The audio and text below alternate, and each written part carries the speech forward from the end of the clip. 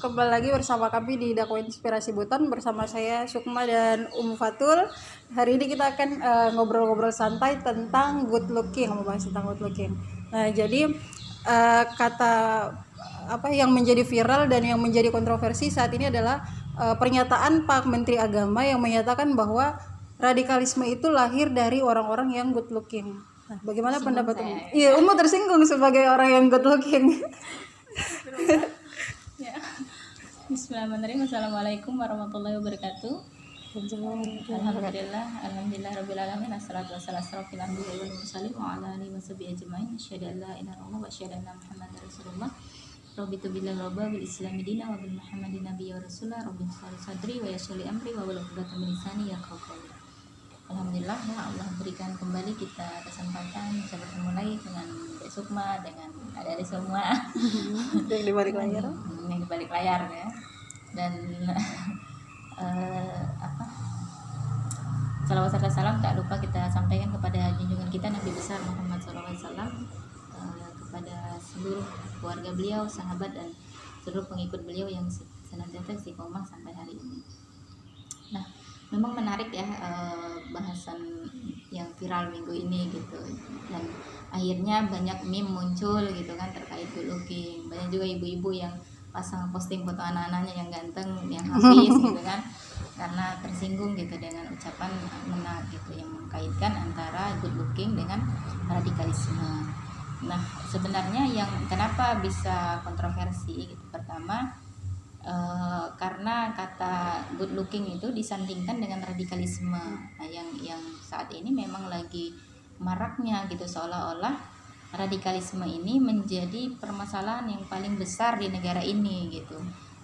Seolah-olah nggak apa-apa korupsi gitu, nggak apa-apa mesum gitu kan, nggak apa-apa berbuat yang merugikan negara asal nggak radikal gitu. Jadi seolah-olah yang menjadi permasalahan paling berat yang dihadapi oleh negara itu adalah radikalisme. Nah, ini yang menjadi kontroversi itu gitu, karena good looking itu disandingkan seolah-olah kalau ganteng atau kalau cakep, kalau tampilan oke, lalu rajin ke masjid, paham agama, habis Quran, seolah-olah dekat dengan radikalisme. Nah, yang kita pertanyakan itu adalah apa makna radikalisme di sini gitu. Kok seolah-olah radikalisme itu adalah orang-orang yang dekat dengan agamanya, seolah-olah dia radikal, sementara orang yang jelas-jelas merugikan negara triliunan rupiah kok nggak dibilang radikal gitu. Orang-orang yang melakukan persekusi gitu, partai-partai yang buat kekacauan gitu kan, melakukan kekerasan seperti bayar preman gitu, kok nggak dibilang radikalisme. Nah, ini akhirnya menjadi bumerang. Nah, yang saya lihat gitu, bisa saya amati, yang pertama seolah-olah ada kesengajaan gitu, untuk apa gitu, untuk memunculkan stigma pada sesuatu. Nah, kalau kata beberapa ustadz itu mengatakan bahwa seolah-olah radikalisasi gitu, itu kok kayaknya ada islamisasi gitu, seolah-olah radikal itu seolah-olah dia kayak penolakan kepada Islam seperti itu, seolah-olah begitu gitu. Jadi kayak disengaja dimunculkan gitu untuk menstigma negatif pada Islam gitu. Atau yang kedua karena apa? Karena kekurang cerdasan secara intelektual gitu. Jadi ketidakmampuan tadi menyampaikan suatu argumen gitu kepada masyarakat akhirnya terpeleset gitu. Karena kan apa yang tersampaikan oleh mulut itu biasanya tergantung dari isi otak. Maka kalau orang terlalu sering salah ngomong nanti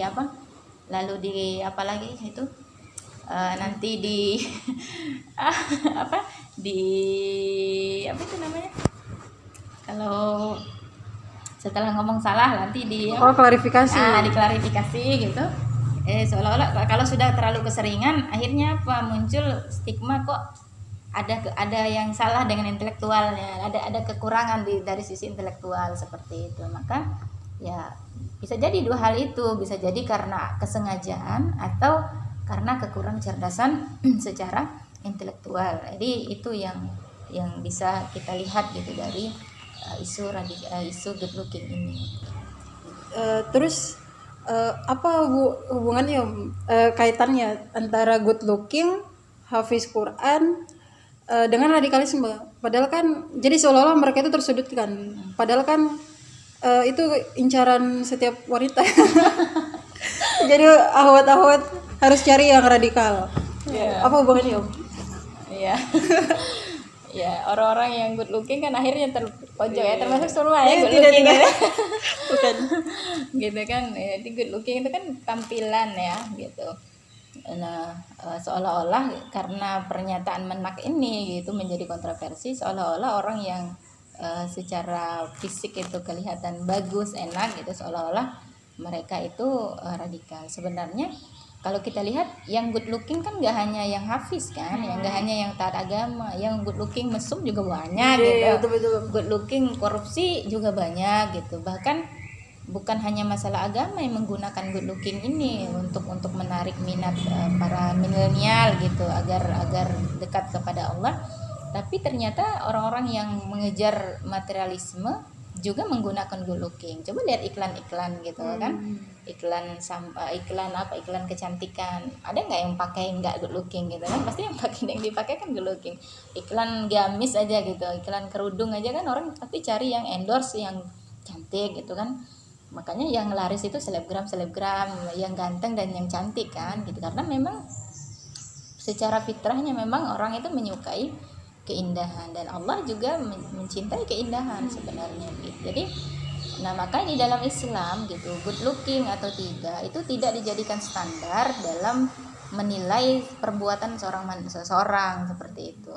Karena di dalam Islam itu bukan tampilan fisiknya gitu yang dinilai oleh Allah Subhanahu wa taala, tapi nanti kepada perbuatannya itu gitu. Makanya di dalam Islam standar seseorang itu beriman atau tidak, seorang itu radikal atau tidak gitu, standar dia baik atau tidak itu enggak dilihat dari tampilan fisik gitu, tapi dari nanti seberapa taat dia kepada Allah atau tidak. Nah, karena di dalam Islam itu terkait fisik gitu, Allah telah menciptakan manusia itu dalam sebaik-baik bentuk. Dalam surah At-Tin, laqad khalaqtul insa wal insa fi aksani taqwim gitu, bahwa Allah sungguh telah menciptakan manusia itu dalam sebaik-baiknya bentuk.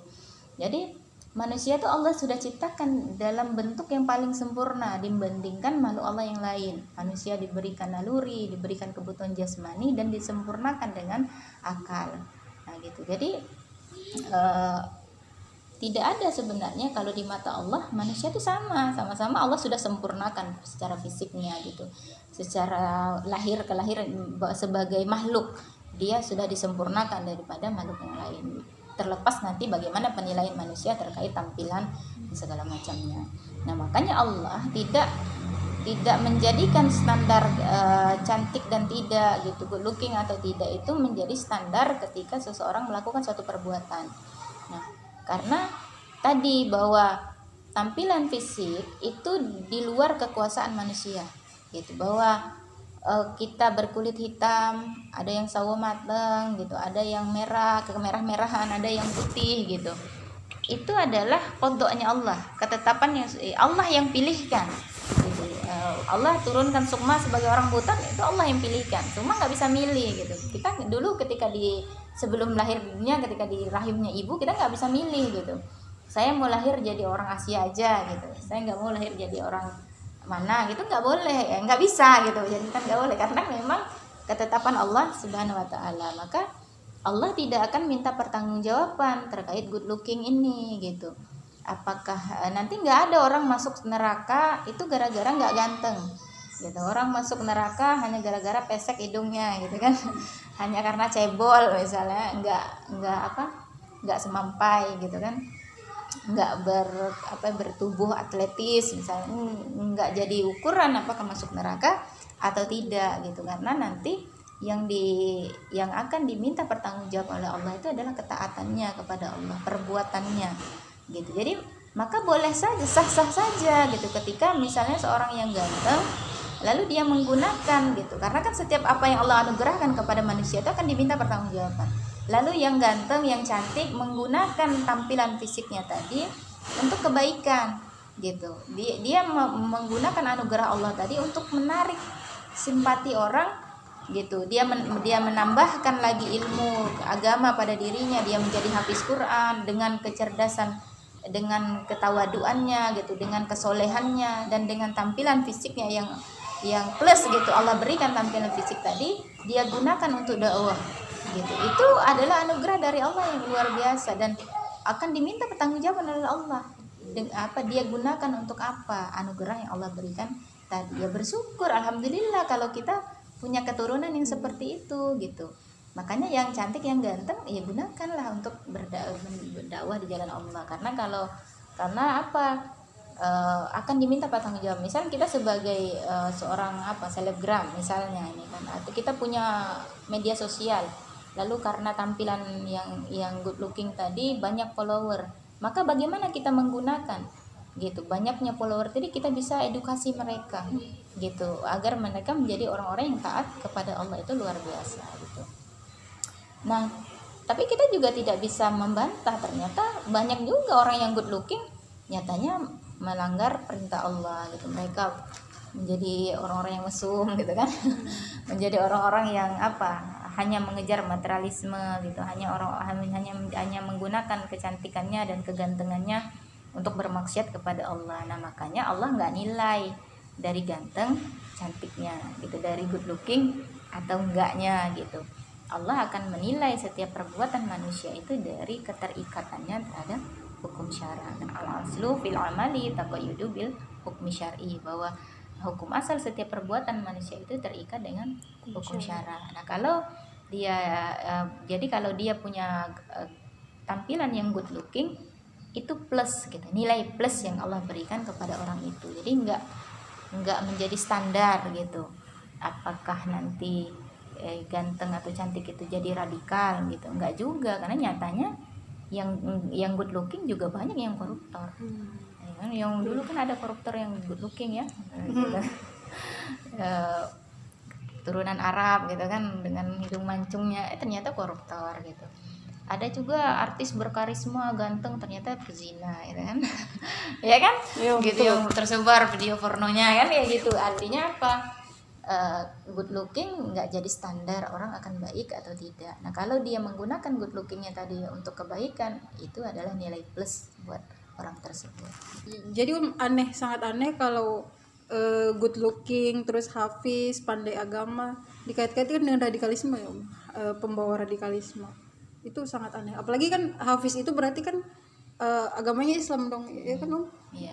Berarti hanya menyudutkan agama Islam. Isu tentang radikalisme ini seolah-olah akan ingin diangkat terus seperti itu, Om. Biar trending terus nih radikalisme. Menurut Om bagaimana? Karena kan gini gitu, memang kalau sejak 2001 itu kan Barat itu menggeliatkan perang melawan terorisme, war on terrorism gitu. Tapi sejak 2008 karena isu terorisme itu nggak terlalu, awalnya sih memang kemakan gitu. Sejak pecahnya bom Bali kan orang jadi, dulu tuh kan muncul stigma gitu, kalau teroris itu, kalau zaman saya SMA itu teroris itu yang pakai cingkrang, yang pakai cadar. Jadi kita jadi paranoid gitu, dibuat isu begitu gitu. Jadi dibuat isu bahwa yang begini itu teroris. Jadi kita jadi paranoid. Jadi kalau lihat orang dulu di masa itu gitu, masa 2000-an sampai 2004 sampai sebelum 2008 lah, orang kalau lihat bercadar, celana cingkrang itu langsung dilaporin gitu. Apalagi sejak bom Bali itu. Jadi saya ingat betul gitu, di 2004-an itu kita masih SMA saat itu. Jadi kita agak curiga gitu dengan orang-orang yang kayak gitu. Jadi dulu ada poster gitu dipasang di sekolah itu tentang bom Bali itu. Jadi buron bom Bali. Jadi katanya dia suka berubah-ubah wajah gini-gini. Jadi dipasang di portret wajahnya suka berubah-ubah begini gitu, ganti wajah. Jadi tampilan, jadi kita ini dibuatlah curiga gitu terhadap orang-orang yang tampilannya ya tadi yang kayak Islami gitu, yang pakai cingkrang, yang berjenggot. Jadi kalau ada yang muncul begitu, jangan-jangan dia itu si Ambrosi CS gitu yang buronan itu, kayak gitu gitu. Jadi nah, cuman karena isu terorisme ini, war on terrorism ini tidak terlalu booming lagi, maksudnya umat sudah mulai udah lewat gitu. Nah 2008 di barat itu dimunculkan apa, perang melawan radikalisme. Nah perang ini melawan radikalisme ini mulai masuk ke Indonesia itu mulai 2014 ke atas gitu, dan puncak-puncaknya itu 2017 ke atas gitu kan. Puncak-puncaknya itu nah jadi memang karena apa, karena ada ketakutan gitu terhadap apa itu kritikan dari masyarakat. Jadi masyarakat itu mulai cerdas gitu melihat kebijakan-kebijakan dari pemerintah gitu, kebijakan-kebijakan dari negara, bahkan kebijakan politik Amerika gitu. Itu mulai cerdas orang melihat bahwa ada yang salah gitu. Maka muncul banyak protes segala macam. Nah, untuk menghentikan gitu, seolah-olah bahwa mereka menginginkan begini, bahwa kalau nggak ada Islam itu akan aman gitu, nggak akan ada protes gitu. Jadi ada upaya untuk apa, mematikan pemikiran kritis dari masyarakat itu mulai ingin dimatikan. Jadi ya sesuatu yang berbeda itu diangkat gitu. Jadi nggak boleh berbeda. Jadi kalau ingin bersatu, ingin damai, itu nggak boleh berbeda, harus sama gitu. Makanya muncullah gitu pemahaman radikalisme ini gitu. Agar apa? Agar satu suara dengan penguasa gitu, agar nggak ada protes gitu terhadap kebijakan penguasa tadi. Maka mereka munculkan, dan parahnya gitu, itu disudutkan itu adalah Islam, apalagi sejak kasus 2016 itu ada 212 gitu, 2019 gitu kan, terus kan 212 akhirnya siapa yang ikut 212, mereka adalah orang-orang radikal seperti itu.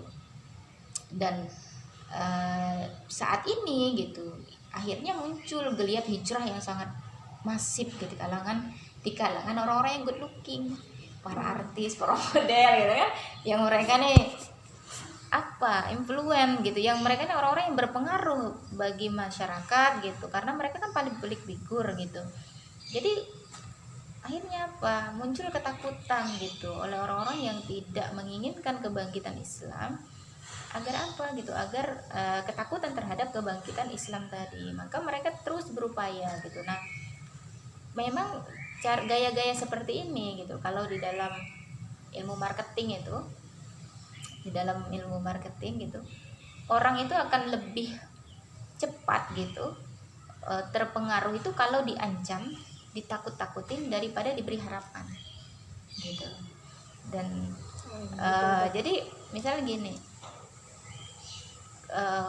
Mbak belilah ini edisi terakhir nih, nggak ada lagi, belum tentu muncul lagi, orang akan limited edition, limited edition gitu, dan nggak akan diproduksi lagi, orang akan beli itu cepet gitu, orang beli. Nah jadi di dalam menghentikan kritikan ada di masyarakat, menghentikan gelombang kebangkitan tadi di masyarakat, itu memang dibuatlah begitu gitu.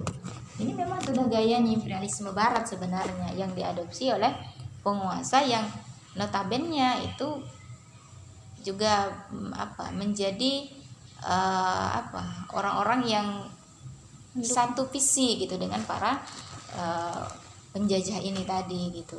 Lalu mereka menggunakanlah kalimat-kalimat yang menakut-nakuti masyarakat gitu dengan isu-isu radikalisme ini. Jadi seolah-olah radikalisme itu sesuatu yang bahaya. Kalau nggak ada radikalisme, Indonesia itu akan meroket maju. Padahal kan belum tentu kan gitu. Kalau radikalisme nggak ada, apakah ekonomi kita langsung maju gitu? Padahal kan yang membuat ambruknya ekonomi itu kan karena sistem berbasis ribawi itu kan gitu.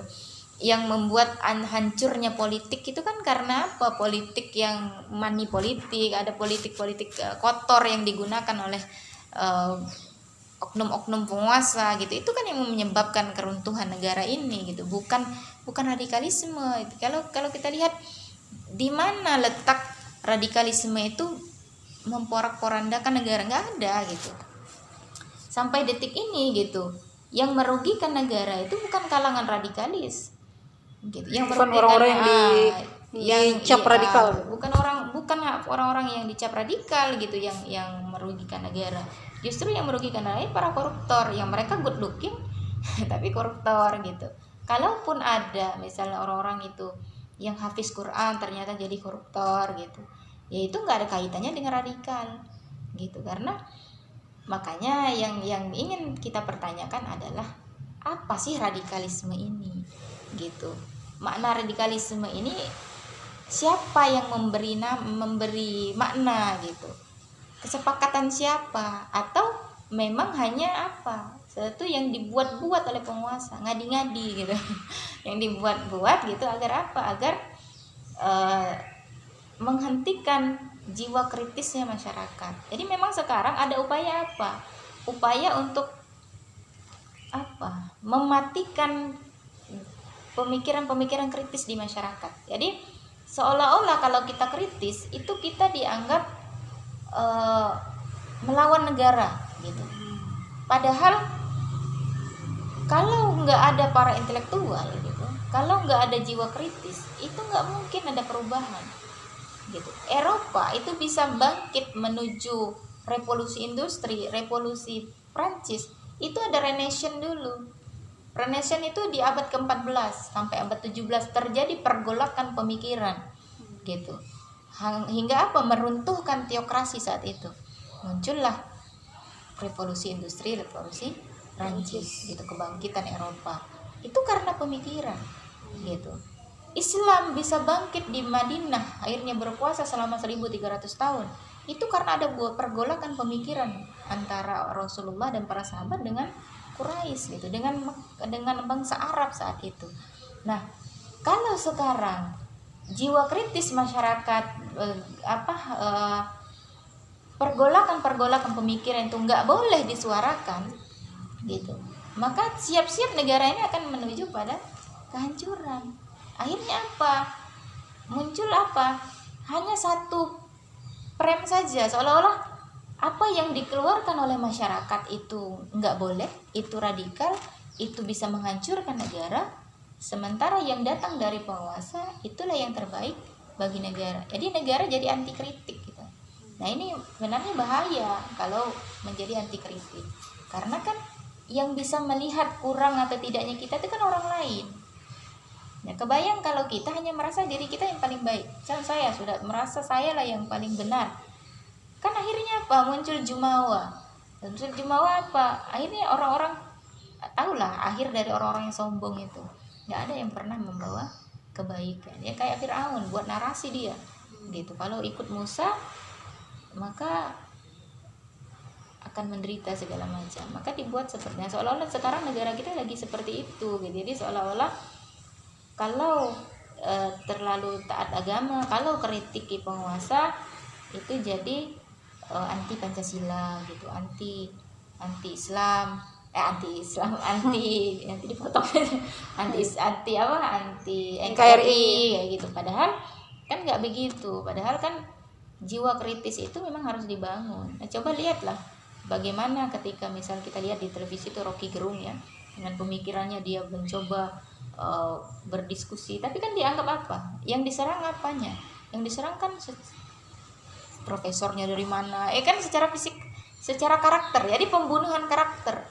Jadi ketika orang-orang yang ketika orang sudah kalah secara intelektual, akhirnya apa? Yang dibunuh itu adalah karakternya. Nah, umat Islam tuh dibuat seperti itu. Ketika mereka tidak mampu meredam kebangkitan umat Islam tadi, mereka tidak mampu meredam geliat hijrah, mereka tidak mampu meredam bangkitnya pemikiran umat Islam yang semakin hari semakin cerdas, semakin hari semakin mampu melihat kebobrokan dari sistem demokrasi kapitalis ini gitu. Maka yang dibunuh itu adalah karakternya umat itu gitu. Agar apa? Agar muncul rasa ketakutan di masyarakat untuk mendekati hal-hal yang baik tadi. Jadi kalau hafiz Quran, hati-hati anaknya nanti jadi radikal. Ya, dulu kan rohis ya, kalau masuk rohis radikal. Sekarang yang good looking pula ya, karena yang sekarang dakwah itu kalangan public figure gitu yang muncul ya, kayak Amazing Muharram kemarin kan yang jadi hostnya itu kan orang-orang yang good looking semua gitu kan. Nah maka tadi ada upaya pembunuhan karakter karena ada kekalahan intelektual. Jadi bagaimana cara kita atau dan juga masyarakat menanggapi hal-hal yang seperti ini? Iya. Jadi bagaimana kita bersikap dalam menghadapi berbagai isu terkait radikalisme segala macam? Ya harusnya apa gitu? Kita kan diberi akal oleh Allah Subhanahu wa taala. Maka pertanggungjawaban kepada Allah itu adalah kemampuan akal kita dalam memahami gitu, memahami setiap isu-isu yang ada dan bersikap memutuskan pilihan kita ke mana seperti itu. Nah, jadi apa yang harus kita lakukan sebagai seorang manusia yang berakal gitu? Ya kita gunakan akal kita untuk memahami, mencari tahu mana yang benar, mana yang salah gitu. Jadi tidak menelan mentah-mentah semua informasi yang kita dapatkan, seolah-olah ketika informasi itu datang dari penguasa itu benar, dan kalau itu datang dari rakyat biasa itu salah gitu. Jadi harusnya sebagai muslim ya kita harus memiliki pemikiran yang intelektual gitu, berpikir intelektual, berpikir menggunakan akal kita untuk berpikir bahwa fenomena yang terjadi saat ini ada something gitu di situ. Jadi nggak telan mentah-mentah dari isu-isu yang ada, bahwa akhirnya apa? Akhirnya anak kita jadi kita larang untuk misalnya untuk cita-cita pengen jadi hafiz misalnya, nanti radikal segala macam. Jadi harus cerdas lah. Jadi nggak menelan mentah-mentah semua informasi yang kita dapatkan gitu. Karena tadi gitu, kita ini adalah muslim terbesar di dunia Indonesia ini. Dan sebagai seorang muslim harusnya kita mampu menempatkan diri kita bahwa setiap apa yang Allah anugerahkan kepada kita itu akan diminta pertanggungjawaban oleh Allah. Dan kewajiban kita sebagai seorang muslim adalah beribadah kepada Allah, termasuk bukan hanya ibadah-ibadah madhah gitu, tapi termasuk ibadah-ibadah kita dalam hal-hal lain, yaitu tadi menggunakan misalnya kita punya tampilan yang baik gitu, ya kita gunakan untuk dalam kebaikan, untuk dakwah dan segala macamnya gitu. Karena kan memang zamannya sih saat ini orang menyukai yang indah-indah, dan Allah memang menyukai yang indah. Kan indah itu nggak harus ganteng kan, nggak harus putih, nggak harus glowing kan. Yang indah itu kan tadi rapi gitu, tampilan baik, dan itu memang disarankan di dalam Islam. Dan kita kan memang harus punya tampilan. Ketika kita sedang ngisi ibu-ibu, tampilannya gimana? Ketika kita lagi ngobrol sama anak milenial, tampilannya beda. Nggak mungkin kan tampilan kita gitu aja gitu kan, pasti akan berbeda. Nah, maka sikap kita sebagai seorang muslim adalah cerdas mensikapi segala sesuatu yang datang, tabayun dulu gitu, pikirkan dulu, nggak termakan isu-isu begitu saja lantas melihat anak-anak yang hafiz Quran, melihat orang-orang yang good looking yang taat gitu lantas langsung diisukan radikal. Dan kita harus pahami dulu apa sih radikal ini gitu. Radikal itu artinya kan radikal itu kan akar, radikalisme itu kan mengakar. Artinya orang yang radikal itu orang-orang muslim yang mereka mengakar gitu keimanannya gitu. Jadi ambil narasi siapa dulu. Kalau kita ambil narasi penguasa, ya seolah-olah radikal itu yang anti kepada negara gitu. Padahal tidak seperti itu gitu. Makanya tadi sebagai seorang muslim bersikaplah cerdas. Kita punya akal, dan Allah menciptakan manusia itu sebaik-baik bentuk, yaitu kita punya akal yang bisa menimbang-nimbang, bisa memikirkan dan bisa memutuskan, memilih suatu pilihan yang terbaik menurut Allah Subhanahu wa taala. Terima kasih atas waktu yang diluangkan kesekian kalinya. Ya, terima kasih banyak. Assalamualaikum warahmatullahi wabarakatuh.